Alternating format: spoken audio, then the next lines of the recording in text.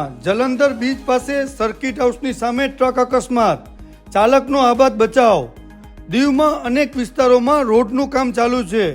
રોડનું કામ જલંધર બીચ પાસે સર્કિટ હાઉસની સામે પણ ચાલુ હોય ત્યારે રાત્રિના અચાનક ટ્રક પલટી મારતા અકસ્માત સર્જાયો। સદનસીબે ચાલક કૂદકો મારી જતા આબાદ બચાવ થયો।